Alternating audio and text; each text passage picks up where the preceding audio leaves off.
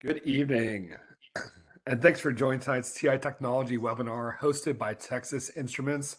Where tonight we're going to take a deep look into statistics, and it's all going to be centered around superheroes. My name is Mike Houston, and I'm the moderator for this event. I teach algebra and calculus near Pittsburgh, where I use TI technology to make tough to teach, tough to learn concepts accessible to all my students. And I'm really excited to be joined by our two panelists tonight, Sharon Saihaki and Kim Van Dyken. Sharon is a TCube national instructor, formerly from New York, and now living in Ohio to be closer to grandchildren. She's developed classroom materials for both Texas Instruments and NASA, and has presented at local, state, and international conferences. She teaches at a private school, a university, and at a nursing school. She enjoys using TI technology in her classroom. She loves to garden, read, and have fun with, of course, those grandchildren. So Sharon, it's great to have you with us. Very nice to be here. And Kim is a T-Cubed regional instructor who has taught math in multiple states from fourth grade all the way up through community college. She is a national board certified teacher in adolescent and young adult mathematics, currently living in Montana, teaching geometry, statistics, AP statistics, and AP calculus for Pearson Online Academy. Her hobbies include knitting socks, a milk cow, and making artisan cheese. Those sound very interesting. So Kim, it's great to have you with us as well. Glad to be here tonight. Thank you. And so our agenda tonight, we're going to take a look at, again, lots of different statistical activities. I'm going to get that dog in 1 second. All really great statistical concepts focused around this idea of superheroes. And make sure you stick around to the end because we'll be giving away to one lucky winner a TI graphing calculator of their choice. Tonight we'll be using the chat window to send general messages. It's really great to see so many people are using that chat window to say hi and let us know where you're joining us from. I've seen all across the world, literally, which is just so exciting that we're able to reach that wide breadth of people. If you have any questions tonight for Kim or Sharon, use that Q&A window on the right side of your screen. And as a reminder, this session is being recorded, and we'll provide a link to that certificate of attendance at the conclusion of the webinar. So without further ado, it is all yours.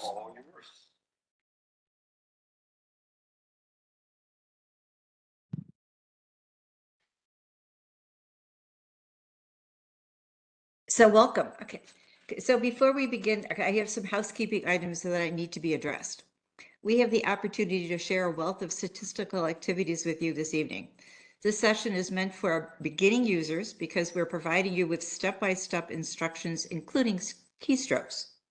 The data we are presenting to you is by no means a complete list of all superheroes, but a beginning to entice you and your students to learn and interpret their statistical results.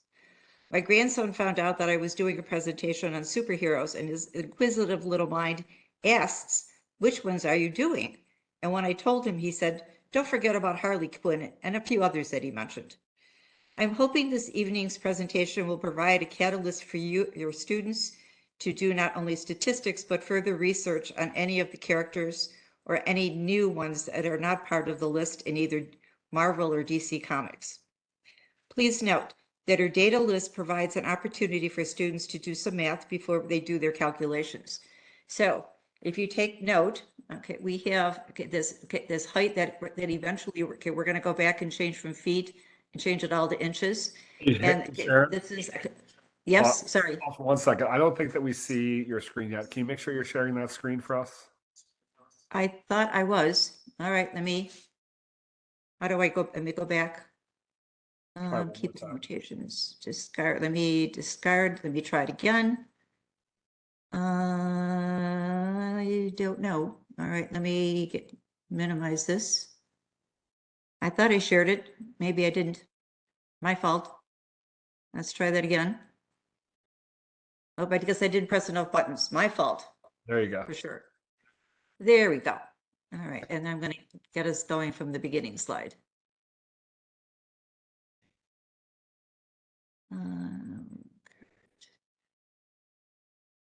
There we go. Yay. Sorry about that. So, okay, so let me backtrack a little bit. So please take note, our data provides a list of opportunities for students to do some math before they do their statistics. So here we go. Here's our list. Here's our height in inches. And then also are providing you when the comic first appeared, so we can actually calculate their present age today. Now, we're not necessarily having to do all that, but we're providing a list. And as you can see, this is not an entire list. It got cut off. Okay, Kim will share a complete list of activities that will be provided in both Word and PDF files that include student and teacher notes with answers. We will be referring to both the TI-84 and TI-Nspire as we move through tonight's activities. You may have the opportunity to enter data into a list. If not, rewatch the video or download the files and try the activities at a later time. We are starting the statistic analysis with a box of whisker plot. Please make sure that the data you're using is in ascending order. So here's a list of data from DC Superheroes. Again, this will be provided for you. And here we go. So when you look at this, I like using data with students, and especially if this is the first time, give them a short list. So we've provided them just nine data pieces. And I would like to suggest to you that there's some interesting math that can be done prior to actually constructing the box of whisker. When I go through, I have 9 of these. So if I take 1/4 of 9, and I'm going to give you an approximation here, but it's about 2.25. I round it up always. It's going to be the third item. And if I go down to the third item, that's going to give me quartile 1. So Batgirl is going to be quartile 1. If I do 2/4 of this, or 1/2 of 9, this is going to give me 4.5. And if I round it up, this is my 5th item of data. Okay, and that's going to be quartile 2, or what we consider the median.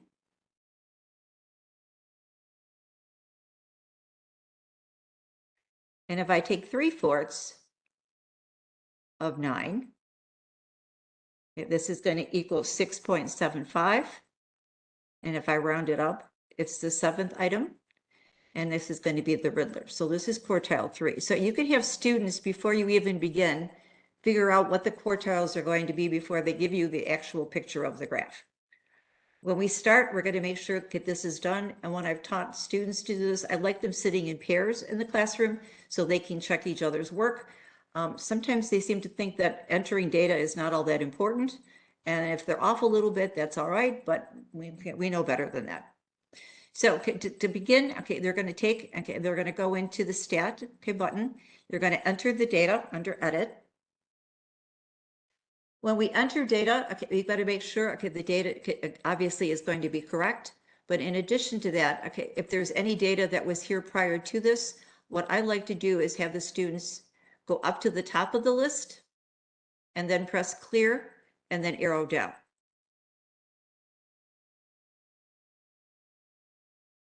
And then we're going to go into the stat plot. The stat plot allows us to be able to pick and choose, what kind of graph we want. And you can see there's other types that are here, but we have to make sure that the plot is turned on. You have to press enter. If the students don't press enter, it'll be off, and they won't be able to see the graph when we're completed. We can do 3 graphs at a time. We're actually going to go through 3 different variations of the box of whisker plot. The first one is going to be the simple one with our 9 data pieces, and we'll do some analysis of that. As we go through, we have to tell the machine where. So we want to turn it on. We want to select the box and whisker. We want to make sure it's in list 1. And we can also choose the color. If it's something that if you don't like navy, or if you're students that are colorblind, they can change it to a color that they would like. And when we do zoom 9, you should see a graph that looks something like this. All right, you're going to see quartiles. It'll be the 1st, the 2nd, the 3rd, and the 4th to the end. And when we go through the variation of this, you should see some shape that's being discussed. And the shape, okay, as we talk about it as SOX, an abbreviation, but it's the shape, the outlier, the center, and the spread. So based on our graph, I'm going to go back the screen.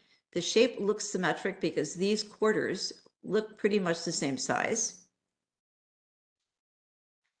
There don't appear to be any outliers because the center is going to be the median, okay, and the mean because the graph being symmetric, and the spread is going to go from 62 to 76. That's the largest to the smallest to the largest. And if we go through the graph, you'll see something that looks like this. When we hit the trace button, you'll be able to see the minimum. You'll see quartile 1. But the really cool part, because we are doing superhero statistics, this 62 is the minimum, but it also refers to a particular character, and this is Penguin.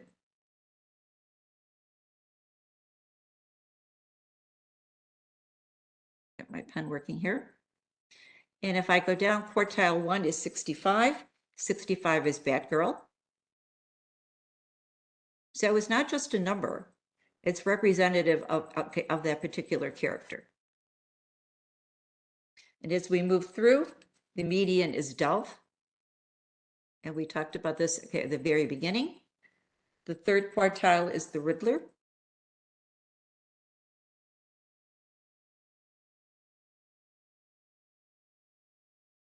And again, you can see that the designation along the bottom, and it'll show you the positioning. So the middle is going to be the median. We move on to quartile 3, and moving right along, we see 96 as the end. And there's a max value.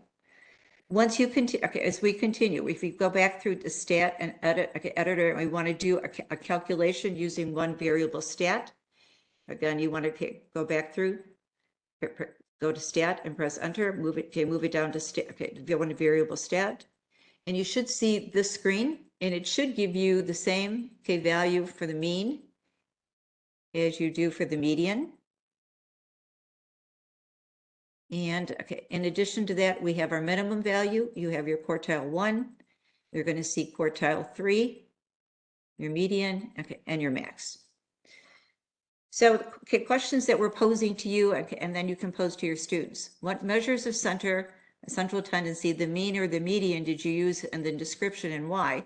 Well, since the mean and the median are both 69, the graph appears to be symmetric.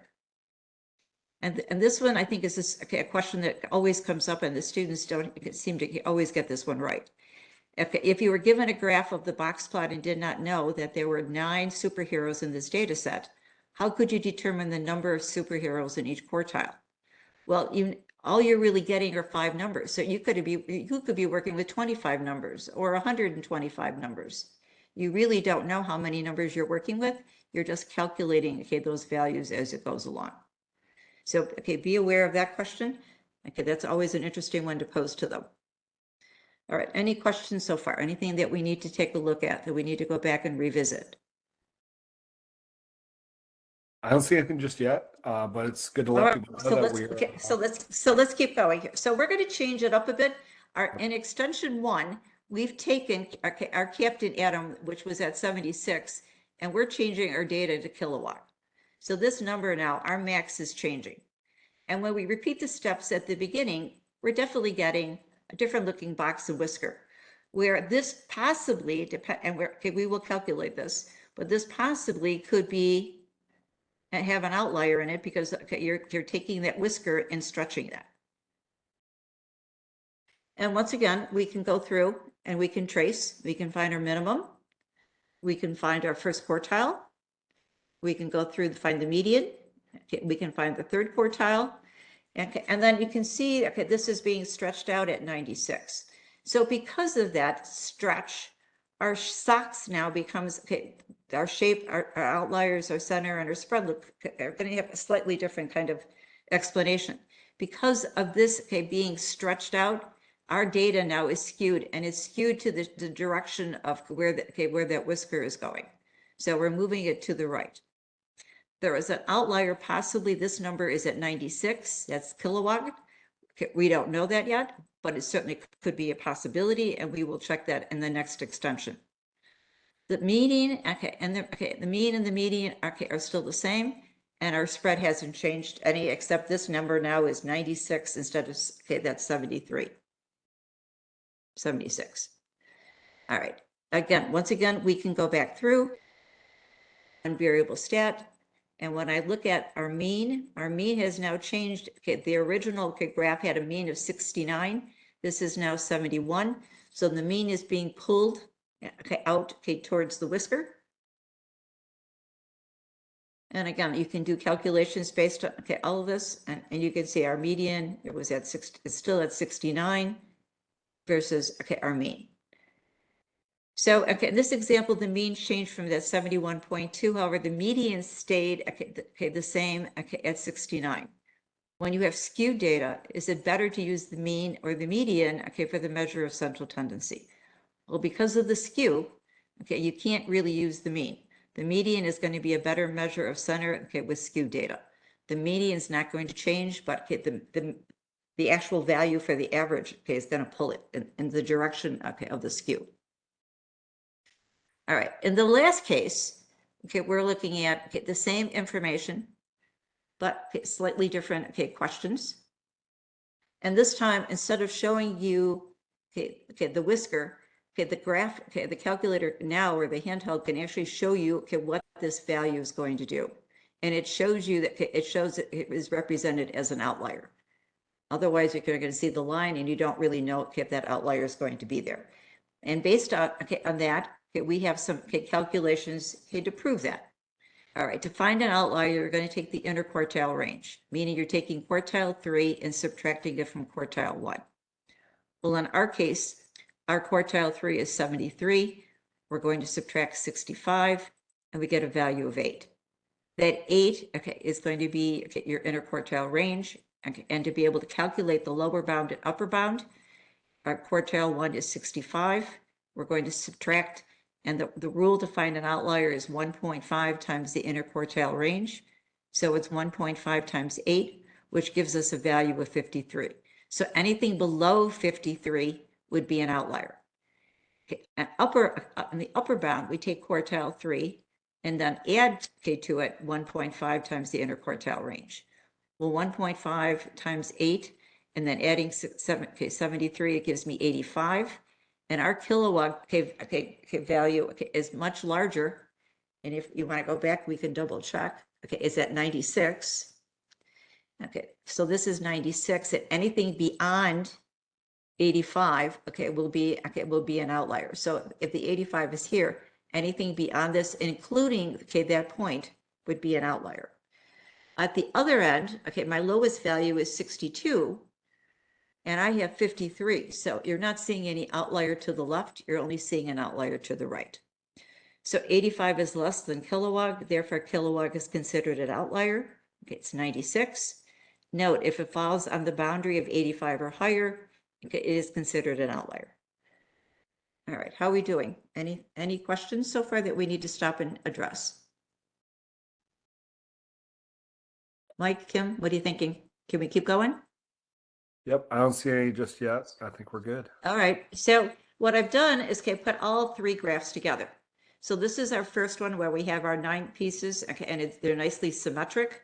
The second graph, as the handheld, does a beautiful job of representing color. So I've graphed all 3, using all of my plots.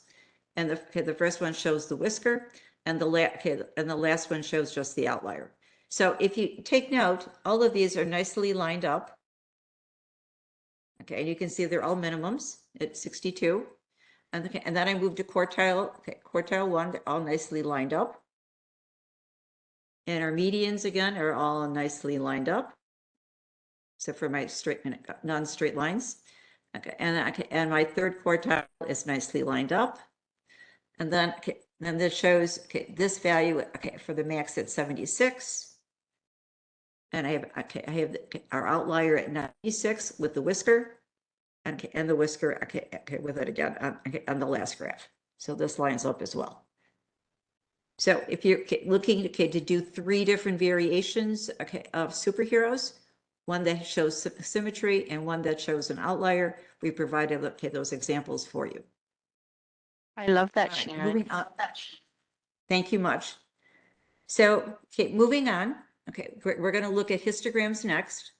Histograms, okay, this time we're going to be using a larger set of data. So, trying to enter that might be a little bit difficult at this point. And once again, we're going to go through and we're going to go through and add data to our list, preferably list 1. It doesn't have to be, you could put them in any list. Make sure the data is empty and make sure when you go in that there's nothing in y equals. Students, including me, always forget to empty that out. So once again, we could change this. Okay, we're going to put it in list 1, but this time we're going to choose a histogram. Make sure it's on and make sure you press enter. And again, you can choose the color that you would like. And if you're going to do this, I would do a zoom, zoom 9 when this is done. And the reason for that, the calculator does a really nice job of setting the bin width.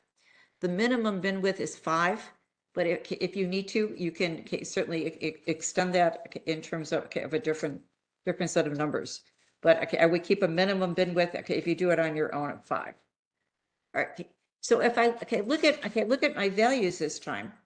We're looking at these one variable stats, and we're calculating the mean. You can see quartiles. You can make some comparisons. You can find standard deviations. So a lot of questions can be asked based on that. And I think once you see the graph and you do a nice tracing, it gives you the interval, and it even tells you the number that fall in that bar in that bin width. So some of the questions that we're posing is that what's the mean average of the distribution and what interval does it fall? Well, if I go back to my screen, my mean is at 52.36. And I'm going to go when I trace on my graph, and you'll see multiples of these. The mean age is 52.4 to the nearest tenth, and it falls in the interval from 47.4 to 57.6. Hence, it's going to be the highest bar, and it's here. And you'll see they're coming up on the next page. So here's our graph, and you can see the highest number, and it falls within this interval. Additional questions that we're posing to students is, so what's the median age of the distribution? Well, the median is 56. And once again, they're not having to guess. They can go backwards and figure out, based on the graph in terms of what they're seeing, that one variable statistics they should see is at 56. And then, the shape of it, because the mean and the median are going to be fairly close, the shape of this distribution is approximately normal. All right, we've got several screens here of intervals, and you can work your way through and see the numbers. But these could be questions that are posed to them without even having them do a lab and fill in some data. So hopefully you see the same numbers as we're proposing. And then we have the students go through and actually fill in from that list from the graphs each of the values or the frequency that fall within that interval. Because I think that sometimes we end up going through and lays over a lot of this information, and we really should have them talk about what these frequencies are and what they mean in terms of different values. And then questions that we're posing to them, and I think some of these they're meant to be thought-provoking, and if they're not correct, then the students have to go back and make some changes. So for the first example, the question is that at least 68% of the superheroes fall between the heights of 37.2 to 67.7. So the students are going to have to go back, look at the intervals, and the intervals are values of 5 plus 8 plus 4. And at the beginning, they were told that there are 22 data pieces, which is going to be very important to them, because if they know it's 22, they also know that they put the data in, they've entered enough data. Hopefully they've typed it in correctly. And then when I do this, I end up with 17 over 22. Okay, that's approximately 77%. So this is a true statement. At least 68% of superheroes are between the heights of 37.2 to 67.7. All right, letter B, the shape of the histogram shows that there are outliers in the data set. Well, that's not true because it's approximately normal. And the median are fairly close. And you can see that from the graph. So again, they ask the question and then they have to explain why they responded in that form.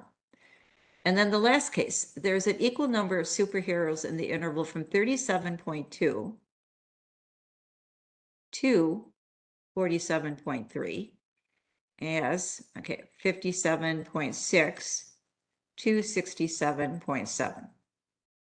Well, if you go back to our graph, and our frequency, I could go back and do this, between 37.2 to 47.3, that's this interval.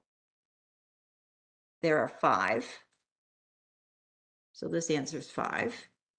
And if I go from 57.7, it's this one, and that one's 4. So these two are going to be different. So they have to explain, in the interval from 37.2 to 47.3, the frequency is 5. And in the interval from 57.6 to 67.7, the frequency is 4. All right, anything that we need to go back and address?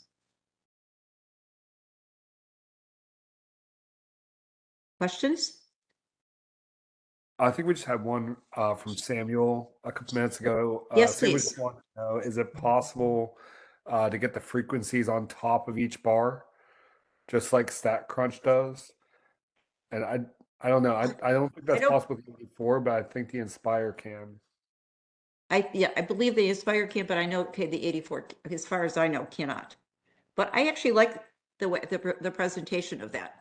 It's nice for them to read the intervals, and it's nice to see the numbers. And as you go through and you trace on it, they're seeing those high points and low points. It's the technology is amazing in terms of being able to do that. I think it's absolutely fantastic. And was he asking about the frequency such as the end, the number in each bin? Because here we can see at the bottom, I don't know if that answers his question or not.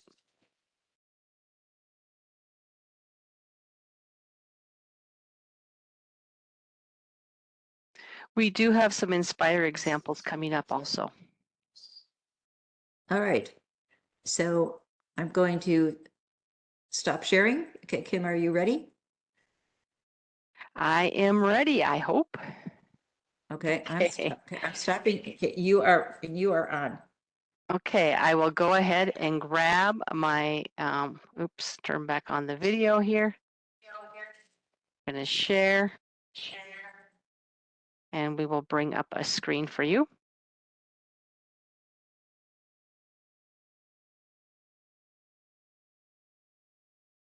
So hopefully you should be seeing this.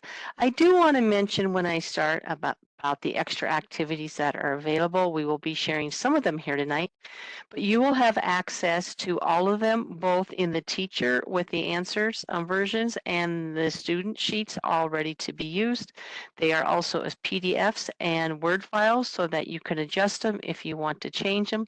And then there are also some goodies on this list that we will not get to tonight, but some things such as trivia, and there's also some circuit worksheets that for Z-scores that you may find enjoyable later on.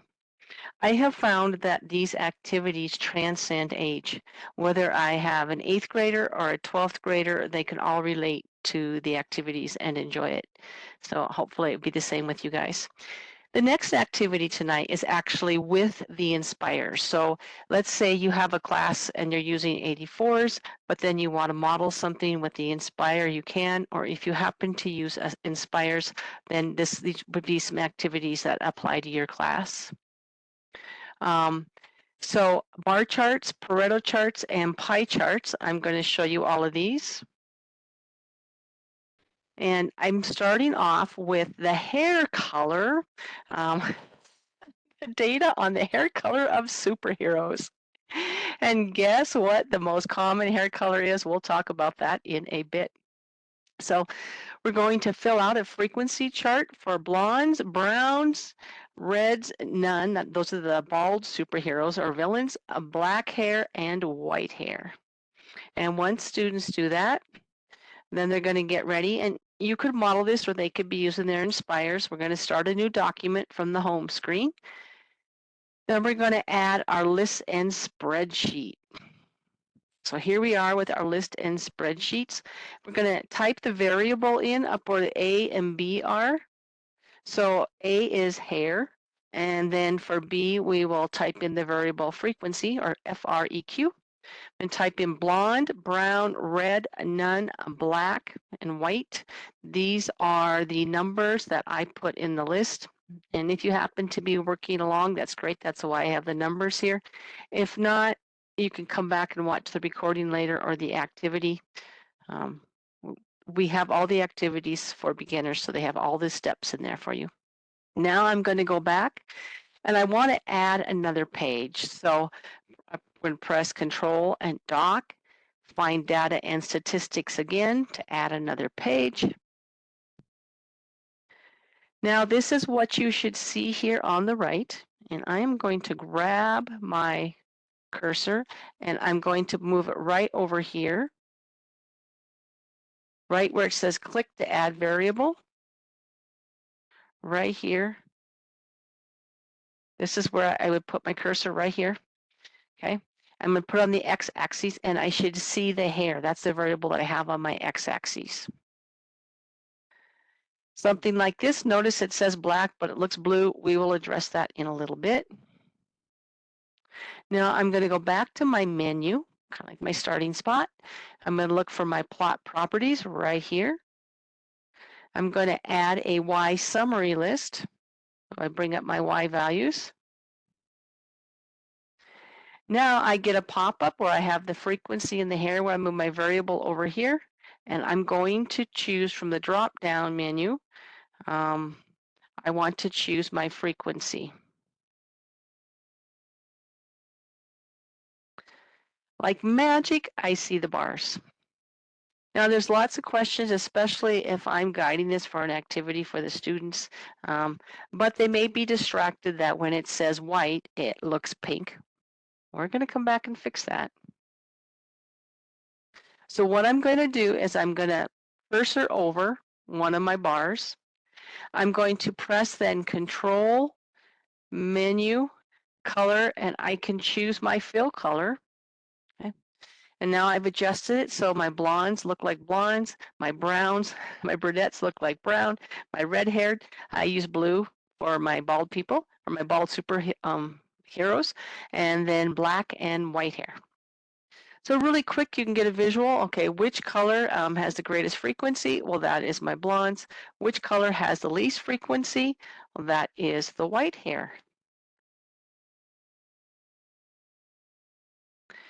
Now I'm going to change to something that you don't always see, the Pareto chart, but we can do that with the Nspire, which is kind of cool. I know that I have a total of 22 superheroes that I have in this data set. I'm going to go ahead and press Menu and then Actions. I think I lost my pencil, but oh well, there it is. My Actions. Okay, then I'm going to sort, and I'm going to sort them by my value order. And what that's going to do then is it's going to sort them from the greatest to the least frequency, and I get what's called a Pareto chart here in the bottom right. A nice visual, I think, for my students. And the one they always ask about is the pie chart. You can do this in the Nspire. You can't create a pie chart in the 84. So that's one of the things I like to demonstrate on the Nspire. So I'm going to go back to Menu, my plot type, my pie chart, and then I'm going to go ahead and press Enter, and this is something that you can see. Now this is a really good chance for me to ask some questions with my students here. And that is about what graphs do I use with which data. Okay. First off, the examples here have been categorical data. And when I have categorical data, I want to use a pie chart or a bar chart or a Pareto chart. If I look at my bar chart or my Pareto chart, okay, I could see the frequency, and those work well if I have small data sets. If I have a large data set, then the pie chart is usually going to be a better choice. And so here's an example of the pie chart with categorical data. It would work with large sets of data. And there might be a question out there, I'm not sure about percentages. I believe that I could add the percentages here if I wanted to, or to see the counts. And I want to go back and play with it, but there's room to do a little bit more here. And so I think a neat example with the Nspire. Okay, are there any questions? Yes, it is, I think, a great way to get the students involved. And they love the superheroes. Okay, I'm going to bebop on. The next graph that I'm going to show you is back to the 84, this particular example. And it's a graph that you don't see all the time, the cumulative frequency graph. And so I'm just going to jump in here. I'm dealing with their heights. And I want to take a moment and look at some of the data sets. The shortest superhero, or maybe a villain, is a penguin here, is 62. And if you look, our tallest, we have several superheroes that are the tallest. One of them is Deathstroke down here. I see down here. Here is my penguin up here. Okay. I'd like to take a moment and look at some of this. Notice that I don't have any superheroes that are 66 inches tall, and all that's going to come into play in a little bit. So we have the frequency of the heights that we found by hand. Now I'm going to go back into my statistical editor, and I'm going to press edit, and I'm going to go ahead and get my list going here. In list 1, I'm going to put their heights in inches. In list 2, I'm going to add the frequency. Notice we didn't have anybody who was 66 inches tall, so I'm going to add a 0 there. I'm now going to go over and highlight my list 3. And what I'm going to do now is I'm going to press second 2, and which will give me my list 2, divided by 36 because I have 36 of them. And like magic, I love it, it autofills. So list 3 autofills, and there I've got it. Now I'm going to go over to list 4. And I want to get the cumulative sum of list 3. That's what I want to put here. So I'm going to highlight my list 4. I'm going to go ahead and I'm going to press second 0. Right up here, second 0. And what that's going to do is open up my catalog for all of my choices. I'm going to either arrow down or press the letter C, and I'm going to find the cumulative sum. And I'm going to press enter. Okay. What I want is the cumulative sum of list 3. So I enter, I have cumulative sum. Now I'm going to hit second 3 for L3. And once again, I'm going to hit enter, and like magic, it's going to fill my list 4. Don't worry if you don't remember this, because you don't always create this type of graph. All the steps are in the worksheets or the activities as you go along. I like to point out, or as a double check to myself or to the students, this is the cumulative sum. So if I have all the values, it should add up to 1. And yes, it does, which is a nice self-check for myself. Okay, so now that I've done all this work, I'm going to go create my graph. So back to second y equals and get my statistical plots. Make sure the plot is turned on. I'm going to get the second option. And here I've got my X list is going to be list 1. My Y values are going to be list 4. I'm going to go ahead. Now I'm going to get my window. And do you remember my shortest was a little bit more than 60 and a little bit less than 80. So my X min is going to be 60. My X max is 80. My X scale is going to be 1. For my Y values, however, I'm going to start at 0. My Y max is 1 and my scale is going to be 1/10. And there, hit graph, and there is my graph. If I use Zoom Stat, Zoom 9, this is what you will see, and that helps set the window automatically for me. I love this graph. Okay, so let's go ahead and talk a little bit about this graph.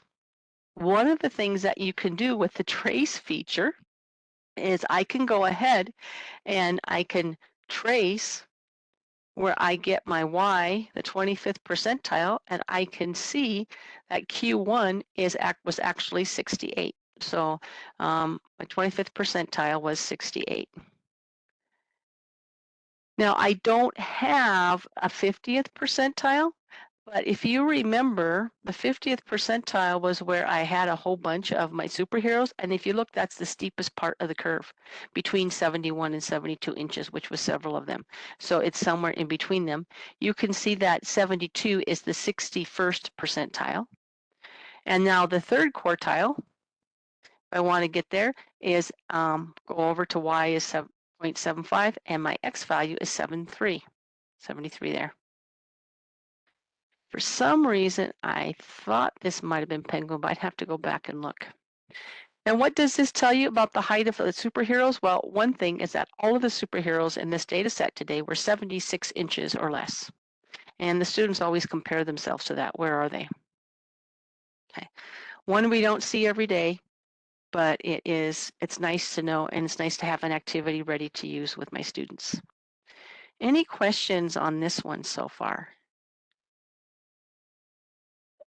This is not your everyday graph. It's a little different. Hey, Kim, we did have a question earlier. Do you know if there's like a lesson plan template for this at all? Well, I haven't created one, just the activity.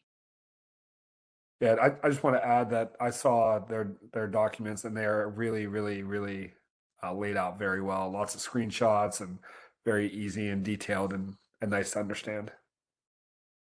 So hopefully that would help. Hadn't even thought of doing that, in all honesty. That's a great idea. So, oh, I did have something here I forgot to share on the outliers, and there were no superheroes with a height lower than 60.5 and none of them higher than an 80.5. So, okay, now we've got, let me see the time here, and do we have time? Do we have time here, Sharon, to share this? I think I set my clock down so I don't want to miss it.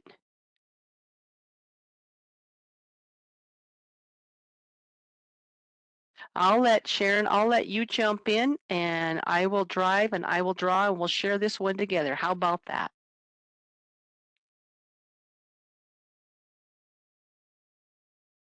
All right, so once again, the height will be filled in.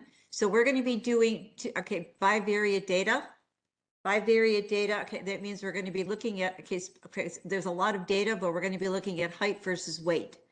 And usually, there is some kind of a comparison. The taller you are, you can actually, your body frame will take on more weight. So this is going to be our beginning to bivariate data. We have a lot to cover here because there's a lot of information, a lot that shows up on the AP exams, some basic things that show up in algebra, but a lot of information to go. So again, we're filling in height versus weight. So again, it should make sense as the superhero's weight increases, the height increases as well. We've talked about this. There are some textbooks that will talk about it as independent versus dependent variables. I also talk about it with my student as explanatory, or the explanatory has the X in it, so it's the X variable, which in our case is going to be the height, and the dependent variable will be the Y. And it's also called response, which is also the weight. So again, because you have a Word document, you can change it to whatever nomenclature you end up using it in your in your lesson. Kim? I like to have my students fill in this chart just to take the height and change it from, into inches and have them do that. Now we're going to go ahead and we're going to start our scatter plot. By the way, bivariate data, we are dealing with 2 dimensions, so we're going to get to a scatter plot with this one. And we're going to have our list 1 here, stat inner. And here we are in list 1. We've got their height, and in list 2, we have got their weight. Okay, I'll pass this back to you, Sharon. Yep. So we need to turn on our stat plot, and if you take note, make sure you turn it on. I always have students forget to turn it on, so they forget to press enter. Okay, and then they're going to choose the first type. That's our scatter plot with our list. Okay, it's showing up at list 1 and at list 2. And again, you can change the color. And the cool part, if you had another list, maybe you're comparing Marvel to DC Comics, you could have a second data set and you could change the color, and you could also change the mark type. Some teachers like the little square because it's a little larger. Some end up using just the pixel. So it really depends on you, but if you end up doing 2 different kinds of graphs laid on top of each other, you can change the mark type to show the difference between them, and also change the color at the same time. All right, important here to do zoom 9. If they don't do a zoom 9, it'll graph whatever was the previous window. So make sure they're doing that zoom stat every time we do, whether it be a box and whisker, or in our case, we're doing the bivariate data, but make sure the zoom 9 is pressed. Bingo! It looks beautiful. I love this part where you see the graph. And this is very important with my students, being able to describe what they see. So this is where we use the acronym DUFS. What direction? Do you see any unusual points? What is the form and the strength? They may have seen scatter plots before, but to get used to looking at the direction, in this case, think of it as being positive. If you were to put a line through this, the slope would be going up from left to right. Unusual points, well, these don't look like they really fit up here, okay? And I believe this is Venus, possibly in Wolverine. The form is linear, and I don't think this would be strong. Maybe this would be moderately weak. This is a great discussion to have with your students, and the more they see these examples, the easier they will get for them. Okay, so next we're going to create a line of best fit. We're going to go back into our statistical editor and cursor over to calc. For statistics, we use number 8, or the linear regression that starts with a plus bx. So we arrow down to 8, and we're going to come up with a least squared regression line. That's what the LSRL stands for. We want to, when prompted, we're going to use our second one for list 1, and we're going to use second 2 for list 2. Okay, we're going to press enter a couple of times, and we should get an equation that looks like this. Okay, Sharon, back to you.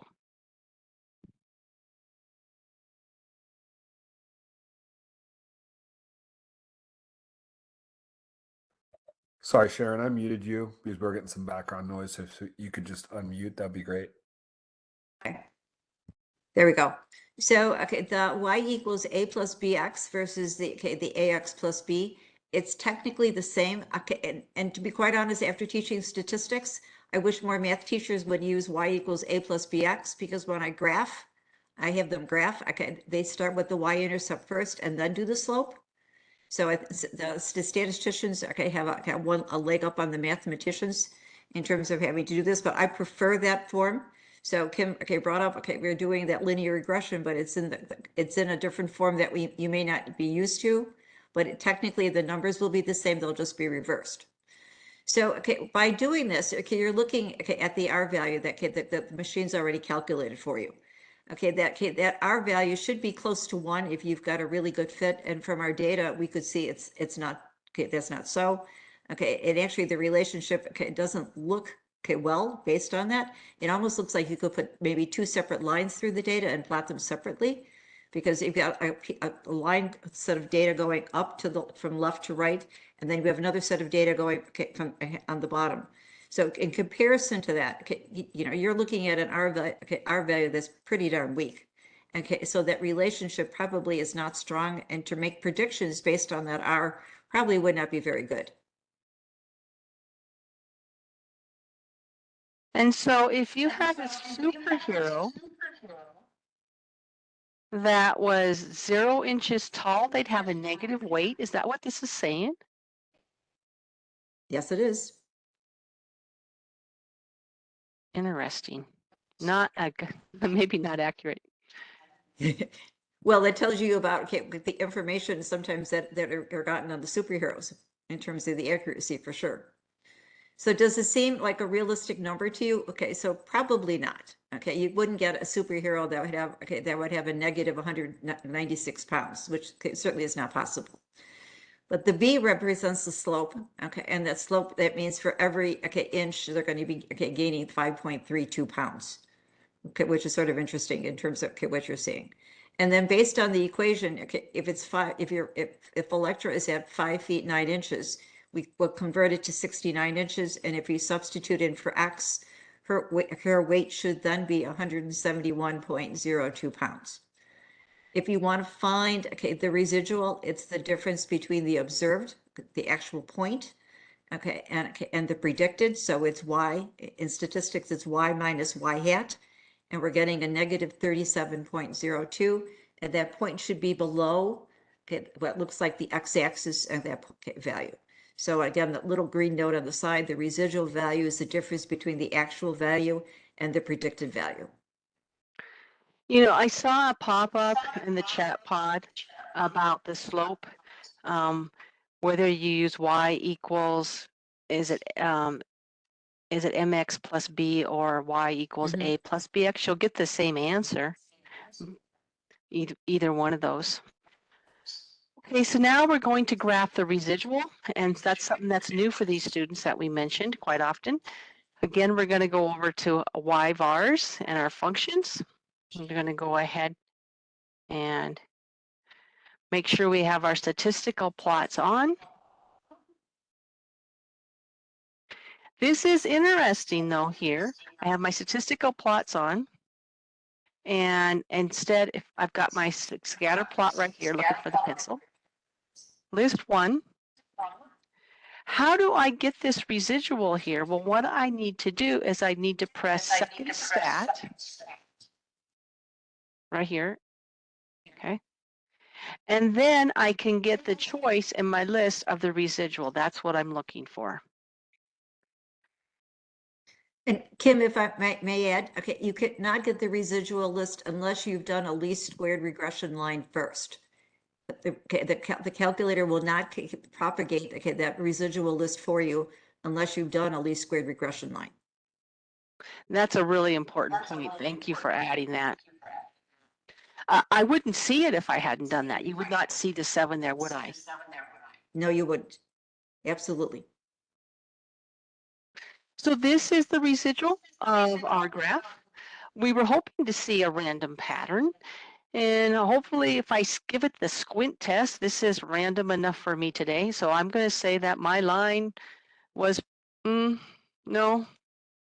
If it were a pattern, I'd say my line was not the best fit, but the fact that it's random, I'm okay with this saying that was probably the best fit I could come up with.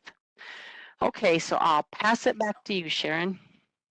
So does it seem like a random pattern to you? No, it's not a great pattern, but it's certainly not random. Okay, I mean, it's random. It's not parabolic looking. We're always looking for some kind of pattern. So it could be linear, but again, because of all of the things that we've seen prior to this, with the R value being so weak, there may be another model that might be a better fit.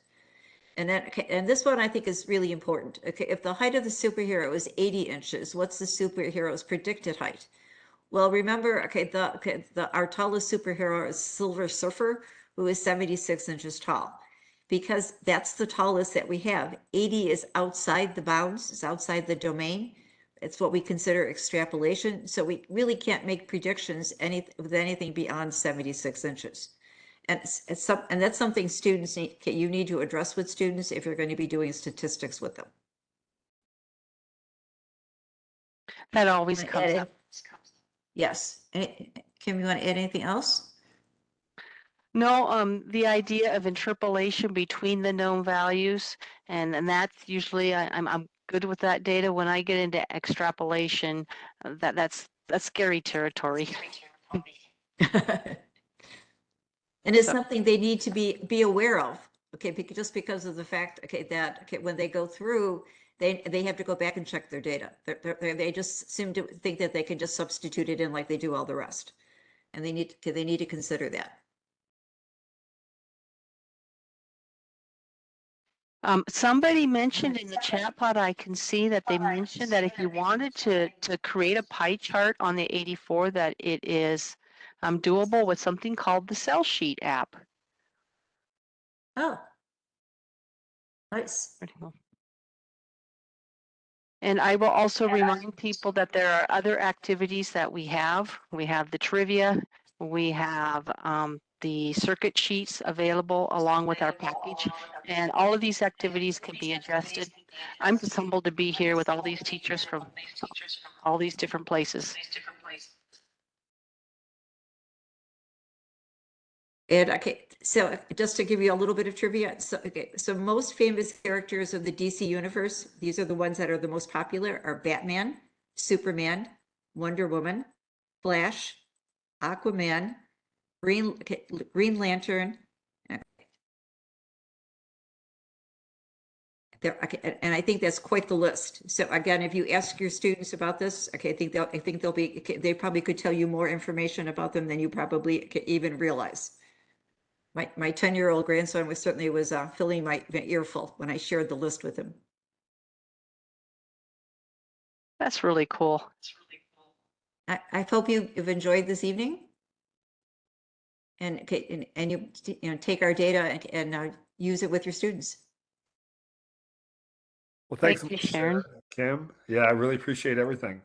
I want to start wrapping things up for tonight. And as promised, we are going to be giving away to one lucky winner a TI graphing calculator of their choice. And tonight's lucky winner is Mary Jane Matofsky. So, Mary Jane, congratulations.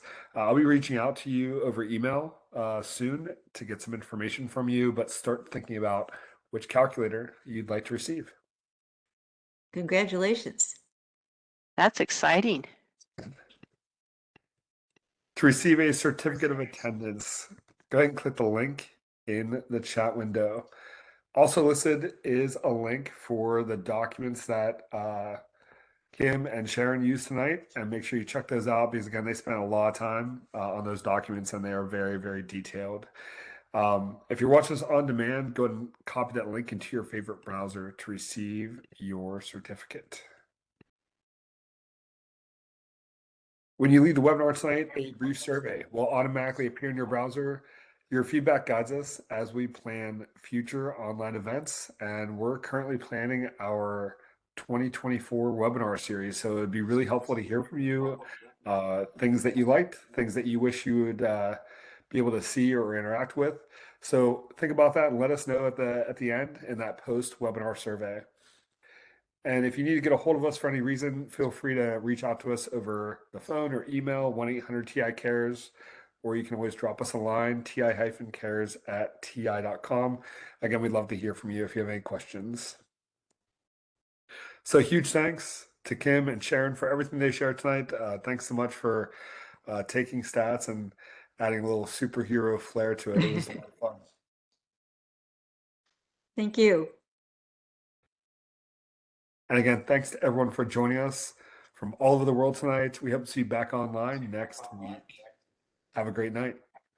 Thank you. Thank you.